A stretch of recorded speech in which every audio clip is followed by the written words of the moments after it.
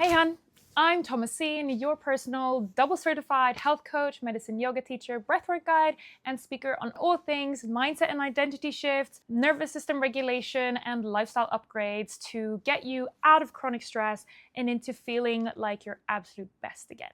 In my previous episode, I talked to you about why so many people struggle to make lasting behavior change even when they know exactly what to do and often even how to achieve it. Maybe you recognize yourself in this. You set goals like, I want to eat healthier, I want to stop scrolling late at night, I want to manage my stress better, and you commit to a change in your behavior. You start off strong, and then slowly you fall back to your old patterns. It's not because you're lazy or lack discipline, it's because your identity, the story you tell yourself about who you are, hasn't caught up with the version of you that you're trying to become or return home to. In that previous episode, we unpacked the psychology and neuroscience behind identity and behavior change and goal achievement, including how your brain literally wires your behaviors to stay consistent with who you believe you are. So if your self-concept, the narrative you tell yourself about yourself, doesn't match your goals, your subconscious will keep pulling you back to what feels familiar, even when that familiarity isn't what is serving you. And that, my friend, is why identity work is so often the missing link between knowing what to do to reach your goal and actually doing it consistently without endless willpower or burnout, and eventually also waking up to the reality that you want. And that is what brings us to today's episode, the how.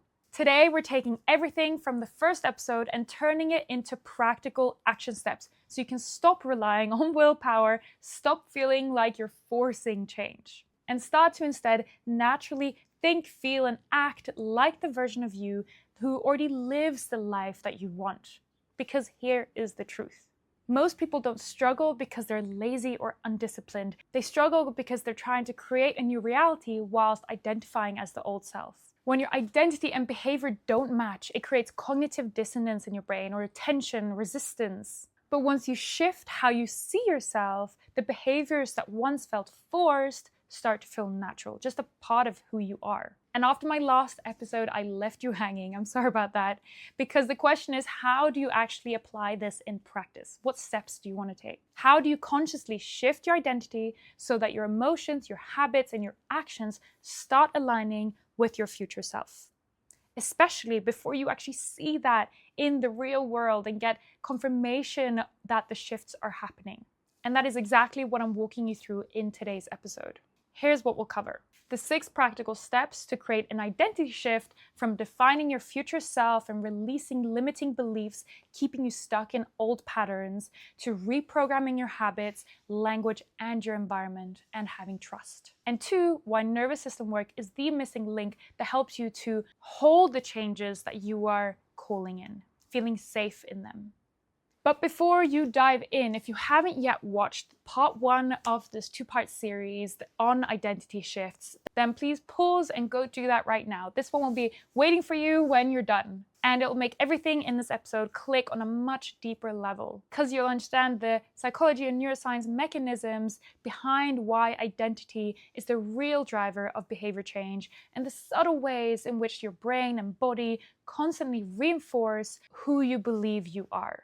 Now, if you're still with me, then we're moving from awareness to application, from theory to practice, by walking you through the 6 steps to shift your identity for effortless, sustainable behavior change. Because new beliefs create new habits open new opportunities and new doors, and those opportunities build the new reality that you want to wake up to. You ready? I sure am, so let's dive in.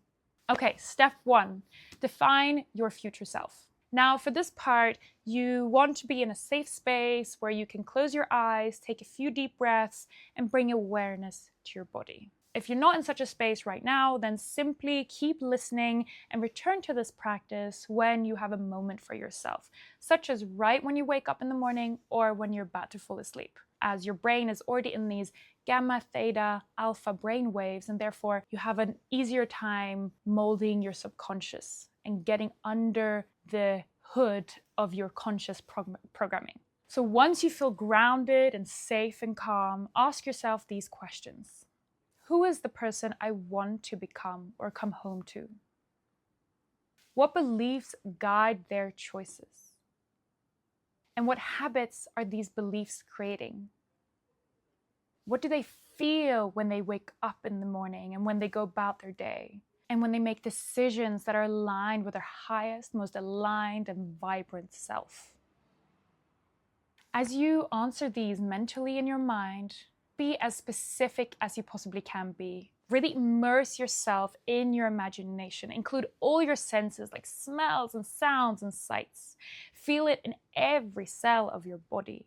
For example, if your future self is someone who wakes up calm and grounded, imagine what her morning looks like. The light filtering through her curtains, the smell of coffee or freshly baked bread, her breathing slow and deep instead of hefty and rushed. If she is someone with strong boundaries, picture her in a typical setting from your life, saying no with grace and peace of mind. I say the person you're coming home to because you're not becoming someone new. You're returning home to the version of you that has always been there. You're just peeling back the layers of conditioning and remembering of who you are before the world told you who you were meant to be. If you sort of got into it already, then you can open your eyes. I will continue explaining the process. Try to spend a little time every single day in a meditative state where you imagine yourself as your future self as vividly as you possibly can, because your brain cannot tell the difference between what it imagines and what is real. Your brain will start to believe that your thoughts are truth. And you may remember from part 1 of the series that this is exactly how neuroplasticity works. Every time you think, feel, or act in a way that supports the new identity, you're strengthening those neural pathways and letting the ones supporting the old identity and the old beliefs and behaviors to grow over. So the more vividly and often you experience that future version of you, the faster your brain rewires to make that your default reality, particularly in your default mode network, where your sense of self lives. You'll feel the strongest and fastest shifts when you do this visualization in a calm, meditative, almost hypnotic state with really gentle guidance from someone else's voice. That's exactly how we practice this inside of my Revive to Thrive membership, where you get guided through various voice-led visualization meditations, holotropic breathwork, somatic practices, nervous system regulating tools designed to really help your nervous system feel safe in your new identity as your future you. So if you want to learn more about the membership, check out the pinned link below in the comment. And for an even stronger effect, combine this with frequent written confirmation of who you want to be and how you want to feel when you embody that person, but in present tense, as if it's already your reality. More on this in step 4. So, you ready to keep going? Let's do it. All right, step 2, identifying your limiting beliefs, reinforcing your old behaviors, the one we want to let go of. Ask yourself, what current thoughts or behaviors don't match the identity that I want to have, the life I want to live? Maybe you subconsciously tell yourself, I don't deserve to be loved by anyone because I've never seen proof of that. Or you tell yourself, I've never been a sporty person, so why even bother to go to the gym and try? These thoughts anchor you to your old identity, making it very, very hard to break those habits tied to those beliefs. So notice those limiting beliefs. And when you do, remember, you always have a choice. You can either act as they tell you to do, adding more fire to those old narratives, or you can pause, take a deep breath, and choose differently. Choose your new way of thinking and acting, the one that reinforces your new identity. For example, if you've always told yourself, I always quit before the finish line, try reframing it as, I'm a reliable person and I follow through, however uncomfortable it gets. Or instead of, I've never been a sporty person, try reframing it as, I'm an active person. I do it because it makes me feel alive and strong. And this is another reason why nervous system regulation work is so important. The more time you spend in a calm, present, grounded state, the more you will notice how your monkey mind is playing tricks on you, driving behaviors that no longer serve you, by making you believe things that aren't true. All right, let's move on to step 3, moving from imagination, visualization to reality. Act as your future self. Now that you've visualized your future self, it's time to act as them out in the real world, because your brain learns through both imagination and repetition in the real world. Action. So override those limiting beliefs by taking 1 or several actions every day that align with your new identity. Every reinforcing behavior paves that unbeaten path in the forest of your brain, as we talked about in part 1 of these series. Even micro habits count when repeated often. They stack up because they're votes for the new you. Want to be a writer? Write 1 sentence a day. Want to be someone with a regulated nervous system? Pause for 3 breaths before eating your meals or before reacting to something that has triggered you in the past. Want to be an athlete? Put on your running shoes, even if you don't go running today. With consistent practice, you'll be writing, you'll be regulating your nervous system, you'll be running because it's reinforcing who you believe yourself to be. All right, step 4, reinforce with language, as often as you can. Language matters. Your body, and especially your subconscious, is constantly listening to you. The words you use shape your identity, your emotions, the behaviors more than you realize. So by changing your narrative, you start to reduce that inner resistance, the cognitive dissonance, and start aligning with the reality of the person that you want to be. And that is why it's so powerful to write or speak in the present tense, as if you already are or have what you're calling in, even before it's visible in the tangible world. Instead of saying, I'm trying to quit smoking, or I only smoke at parties, say and write, I'm not a smoker. Instead of saying, I'm trying to exercise, say and write, I'm an active person. Notice how these statements don't describe what you do and want to do, but rather who you are. And that's where the magic is. That's where you allow true transformation to unfold. You're not just building new habits, you're reinforcing a new identity, stepping into a new reality, 1 sentence representing 1 belief at a time. And step 5.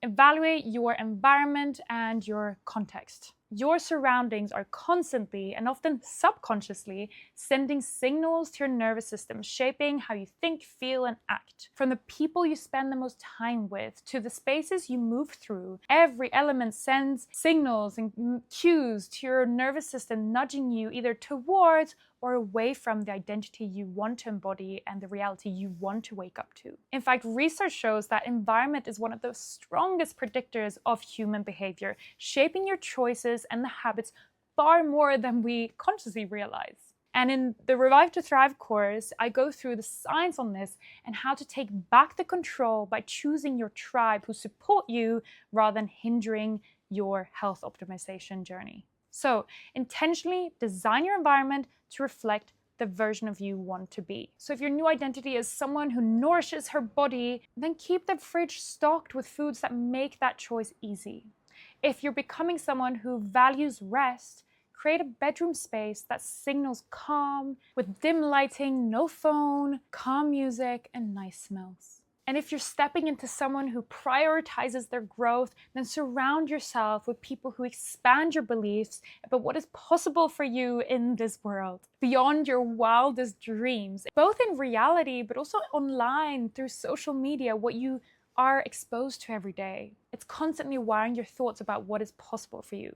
And while your outer environment plays a huge role, your inner environment, your nervous system is just as important. It's the most important, I'd say, because no identity shift can last if your body doesn't feel safe in it. And this brings us to step 6, the nervous system support work.